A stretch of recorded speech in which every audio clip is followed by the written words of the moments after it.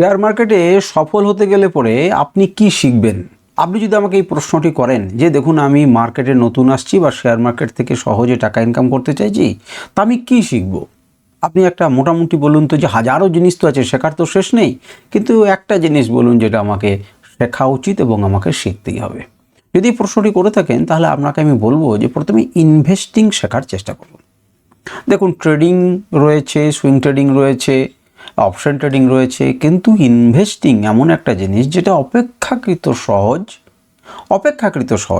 আমি বলছি না, অপেক্ষাকৃত সহজ, এবং যেটাতে আপনার পার্সোনাল লাইফ, আপনার সামাজিক জীবন, এই সমস্ত কিছু কিন্তু অতটা বেশি হ্যাম্পার হবে না। প্রচুর বেশি সময় যে দিতে হবে তা না, তাহলে পরে আপনি কিন্তু অল্প সময়ের সাহায্যেই কিন্তু আপনি আপনার যে উপার্জন করছেন, যে টাকা আপনি আয় করছেন কোনো অ্যাক্টিভ ইনকাম সোর্স থেকে, সেখান থেকে টাকাটা কিন্তু আপনি পার্ক করতে পারেন এখানে, এবং আপনি একটা ভালো সেখান থেকে রিটার্ন আশা করতে পারেন, এবং আপনি ভালো ওয়েলথ জেনারেশন করতে পারেন। সুতরাং শেয়ার মার্কেট সম্পর্কে যদি আপনাকে শিখতেই হয় কিছু, তাহলে অবশ্যই কিন্তু ইনভেস্টিং সম্পর্কে একটু বোঝার চেষ্টা করুন এবং জানার চেষ্টা করুন।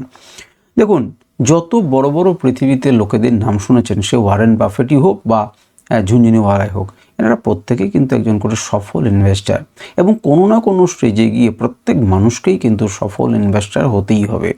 আপনি যদি ট্রেডিং করেও প্রচুর টাকা ইনকাম করেন, আপনি কিন্তু ব্যাংকে রাখবেন না, তার পরিবর্তে আপনি কোনো জায়গাতে একটা ইনভেস্ট করবেন, টাকাটাকে বাড়তে দেবেন। পৃথিবীর সমস্ত টাকা নিয়ে কিন্তু আপনি ট্রেডিং করতে পারবেন না। একটা পরিমাণের পর যখন হয়ে যাবে তখন কিন্তু আমাকে পারবেন না, আপনাকে টাকা রাখতে হবে। সুতরাং ইনভেস্টিংটা শিখতে শুরু করুন। যারা ট্রেডিং করছেন তারাও ইনভেস্টিং শুরু করুন। হ্যাঁ, ট্রেডিংয়ে আপনি এক্সপেরিমেন্ট করছেন ঠিকই আছে, কিন্তু তার পাশাপাশি কিন্তু ইনভেস্টিংটা শুরু করুন। তো ইনভেস্টিংয়ের উপরে গুরুত্বপূর্ণ কিছু ভিডিও আগামী কয়েকদিনে আসবে। আপনাদের যদি মনে হয় তাহলে আপনারা শুনতে পারেন, আপনাদের কাজে লাগবে। সুতরাং একটা জিনিস যদি শিখতে হয়, তার প্রথমেই কিন্তু ইনভেস্টিং দিয়ে মার্কেটকে শেখা শুরু করুন।